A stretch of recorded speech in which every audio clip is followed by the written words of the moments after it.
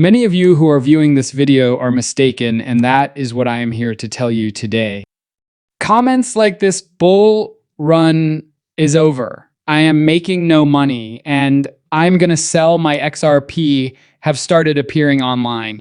It's entirely up to you whether you want to do that, and I appreciate that, but you'll probably want to see this film through to the finish before deciding, because I'm going to provide you all with a ton of evidence and factual analysis from the real world. Huge show you that thinking that way is probably the worst thing you can do for your own bags right now. The first topic I want to discuss is something that taught me how to make a lot of money with cryptocurrencies and will do the same for all of you. It simply comes down to investing in general, and whether it be in stocks, real estate, cryptocurrency, or anything else, this will yield a huge amount of value. Therefore, I would suggest that consumer confidence, small business, and major firm indexes are among the most significant indicators available when it comes to investing. We can clearly see how the market is feeling right now, thanks to these kinds of confidence indicators. I want to make extremely clear now for everyone who is viewing this video, you shouldn't sell just because someone is extremely afraid. Actually, it usually means the exact opposite. Put another way, you want to be bullish when people are afraid. It is best to be bearish while others are bullish. You'll make a lot of money with this kind of mindset. As we watch this film, the cause of that will become abundantly evident. First, however, I would like to discuss the current state of the confidence indexes. I currently reside in Canada and Canadian. I am aware that some of you are unaware of that. Additionally, I've been examining the US and Canadian indices, and I've noticed a very distinct tendency. You can see that these are all the lowest consumer confidence data points ever recorded for small companies in Canada by looking at this index right here. As you can see, following Trump's tariffs, the fear index is at its lowest level in 25 years. Since the index began tracking at this level, we have never seen it this low. And Trump's tariffs are the cause of that. A very similar tendency is currently being observed in the United States of America as well. The economic picture is extremely uncertain, and their consumer worry indexes are essentially at all-time lows. This applies to small, medium, and large businesses alike. However, small business is, in my opinion, the most significant indicator. Why is that then? Well, the bulk of businesses in a nation are small businesses. This is true in the majority of nations, and the abundance of tiny, independent mom-and-pop stores is the cause of that. However, there is one thing that all of these tiny mom-and-pop stores have in common. They lack economic expertise about what typically occurs during these times. There's a lot more certainty than many of these folks know, but it does make sense to be afraid when there is ambiguity. Simply put, they lack the education necessary to completely comprehend what is happening. Now, I want to talk about that because, as you may know, I've been looking at the data every day, and Trump's tariffs have actually become fairly predictable for me.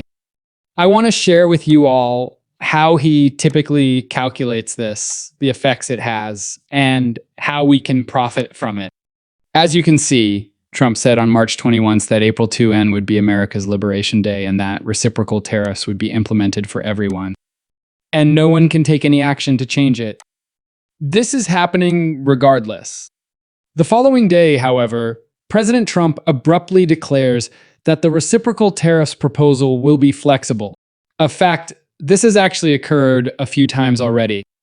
There is nothing you can do to remove these tariffs or postpone them or anything, he said Mexico. He also told Canada the same thing. Nevertheless, depending on whatever country we are discussing, he either delayed the tariffs or made revisions to them a few days later or a few days earlier. Correct. In essence, he makes a clear statement that there is nothing you can do about these tariffs, which is creating a great deal of market panic. There is no doubt about that.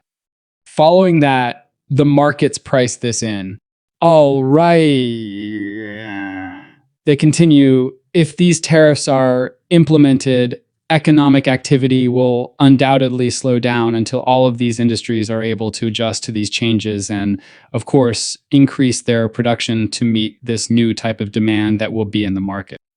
Naturally, Trump then modifies his plans once more. Usually, this results in a significant rally as the market's prices for these levies remain unchanged until they do, correct? So, if you take a reasonable look at it, you can see how Trump is constantly changing his messaging in this way and how the markets are affected. Then you can begin to realize that, well, Trump does not want these tariffs to be in place indefinitely. For example, he will undoubtedly impose some tariffs, but he will not impose tariffs of 50%, 100%, or any other percentage and then simply leave them in place and declare that everyone is to blame. No, that won't take place. This provides a crucial background for what I'm about to demonstrate to you all, because once we have a better understanding of his trading style, we can trade around it by regularly purchasing those bottoms and, of course, trying to sell the tops. However, I just want to present to you all the indisputable proof of the kind of influence that this often produces.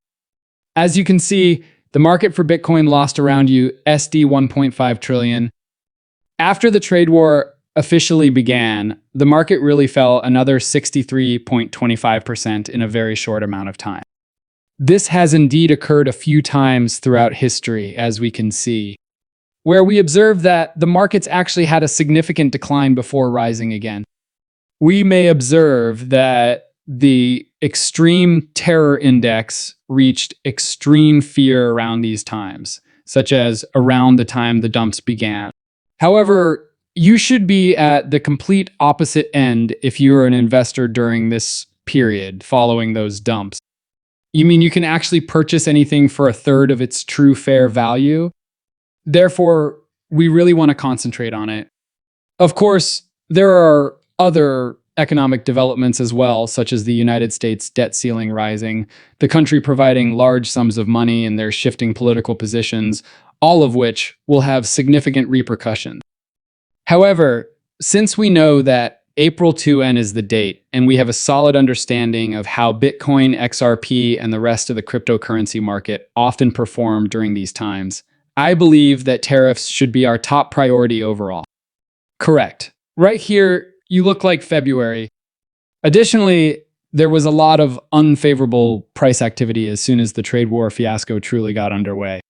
During the time when Trump was saying, okay, these tariffs are going on no matter what. There is nothing you can do. However, there was a considerably larger number.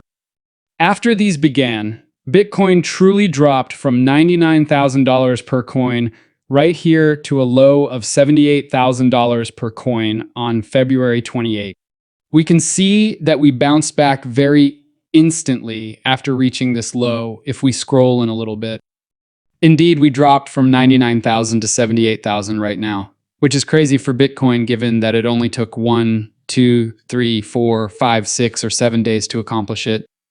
It's crazy that we went from that price point in just 1 week. However, we quickly recovered to $94,000, then dropped to $85,000 the following day before rising once more. Naturally, as March approaches, we can observe that the tariffs there caused yet another significant market sell-off, which was followed by another bounce. Generally speaking, this chart shows that Bitcoin is unquestionably